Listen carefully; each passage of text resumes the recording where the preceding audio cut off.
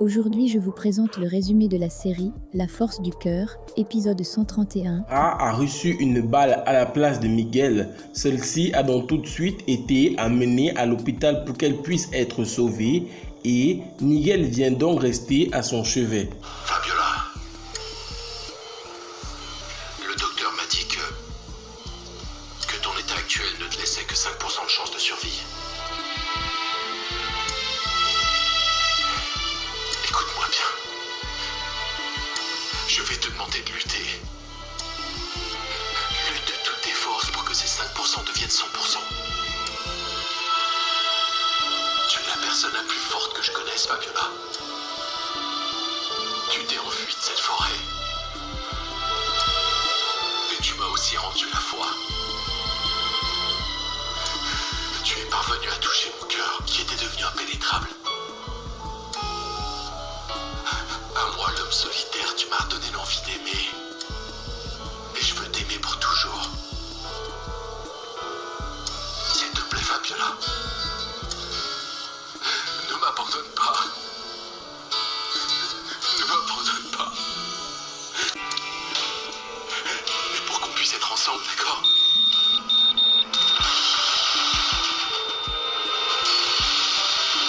Infirmière! Infirmière! Non, Fabiola! N'abandonne pas! Laissez-moi passer. Laissez-nous travailler. Oui, mais s'il vous plaît, sauvez-la! Faites-le sortir d'ici. Sauvez-la, s'il vous plaît! De l'autre côté, à l'hôpital psychiatrique, Fernanda est devenue la reine des lieux et elle terrorise toutes les autres malades. Et sa mère vient la rendre visite. Sors de là! Sors de là! T'as pas entendu? Sors de là! Écoutez! Écoutez! Je veux que vous me traitiez bien, que vous me respectiez. Parce que sachez que vous avez affaire à la fille du diable. Hein? Parce que sinon, je vous envoie tout en enfer. Ça, vous le savez, non? Eh, vous avez compris où je parle dans le... Oui, J'attends. Fernanda, on sait que t'es la fille du diable. Ok, va vite me chercher un truc à boire. Moi, les flammes de l'enfer me donnent... Hé, viens ici. Viens, viens, viens.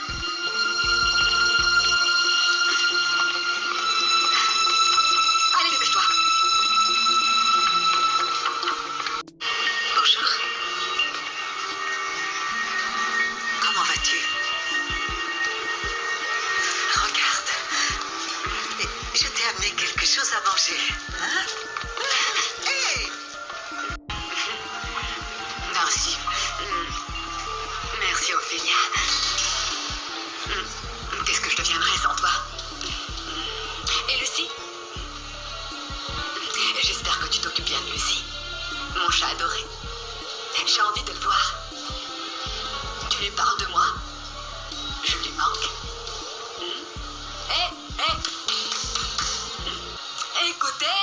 Écoutez les filles.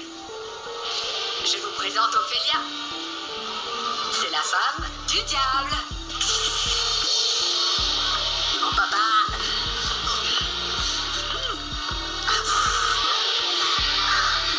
De l'autre côté, à l'hôpital, lorsque Rodrigo, le fils de Ophélia, apprend que Fabiola a été internée, celui-ci se rend immédiatement à l'hôpital pour la rendre visite. Mais lorsque Miguel le voit, il veut tout de suite le chasser car il ne supporte pas celui-là. Tu fais pas partie de la famille. Mais toi non plus, tu ne fais pas partie de la famille. Tu es seulement un garde du corps inutile qui a été incapable de la protéger. Miguel, s'il te plaît, Miguel. Je vais te buter, minable! Sois ici, Miguel, toi! sors d'ici! Sors d'ici! Sors d'ici! Arrêtez tout de suite! Miguel, tu peux aller la voir, il te reste encore 5 minutes de visite. Elle n'a pas encore repris connaissance, mais elle n'arrête pas de répéter ton nom. Va vite la voir. Vas-y.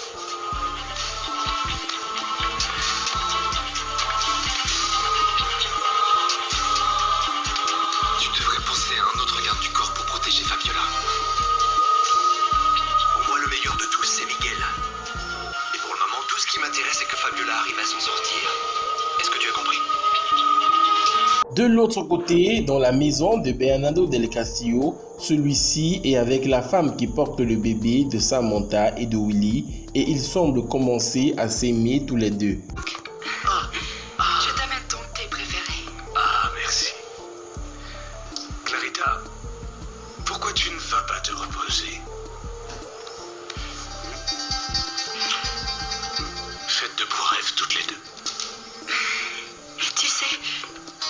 Jamais je n'avais considéré cet enfant comme ma fille.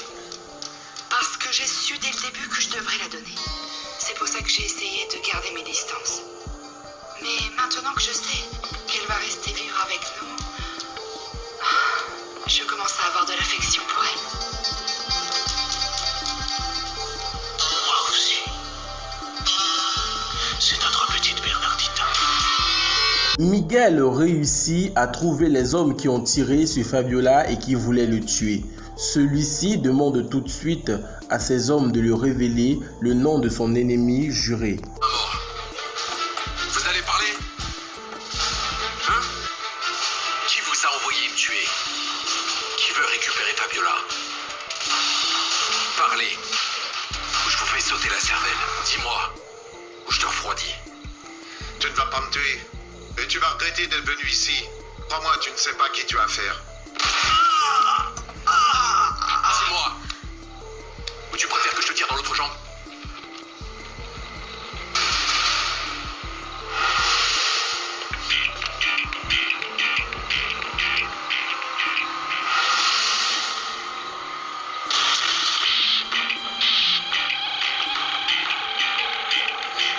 Tu devrais te réjouir si cette Fabiola ne survit pas. Parce que sinon, elle finira dans un bordel à faire plus de 20 passes par jour. Alors il ne nous reste plus qu'un port. Bon. Tu vas parler ou pas? J'ignore qui m'a engagé. Ne me tuez pas. Ne me tuez pas. Je ne sais pas qui se cache derrière tout ça. Je vais t'épargner. Et tu sais pourquoi? Parce que tu me fais pitié. Je crois que tu devrais aller t'acheter des couches. Angela, qui est dans la maison de Samantha et de Willy, est en train de causer avec la maman de Willy. Lorsque celle-ci demande à Angela si Juan Marcos la manque, Angela dit que non, qu'elle n'aime plus Juan Marcos. Moi non. À chaque fois qu'il me manque, j'ai des bouffées de rage. Je ressens cette rage tout au fond de moi. C'est comme un feu. Comme le feu de cet incendie auquel nous avons échappé, Nora. Tu sais, je croyais ressentir le même type de haine pour Bernardo jusqu'à ce que finalement je le revoie. Oui, Angela, je me rends compte qu'à chaque fois qu'il se retrouve près de moi, je suis folle de lui. Dis-moi, tu ne crois pas que c'est ce que tu ressens pour Juan Marcos? Que ce que tu ressens pour lui, c'est comme une relation d'amour et de haine? Mais que pour Gustavo, tu ressens plutôt un amour véritable? Réfléchis. Après avoir causé avec Nora, Angela décide de se rendre dans la maison de l'inspecteur, car celui-ci la manquait depuis longtemps et elle décide donc de coucher avec lui. Qui est-ce? C'est moi, Angela. Hé! Bonsoir. Pourquoi tu viens me voir à cette heure-là? Merci. Mais j'ai appris ce qui s'était passé et j'imagine ce que tu dois ressentir. Non, tu n'en as pas idée.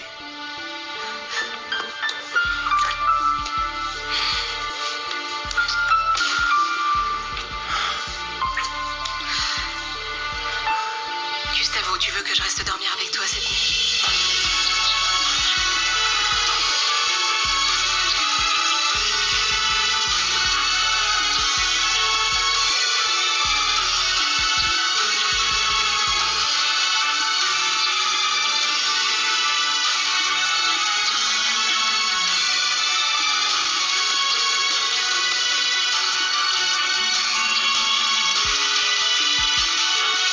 Voilà les amis, c'était donc tout pour cet épisode de La Force du Cœur. N'hésitez surtout pas à vous abonner et à activer la cloche de notification pour ne rater aucune de nos prochaines publications.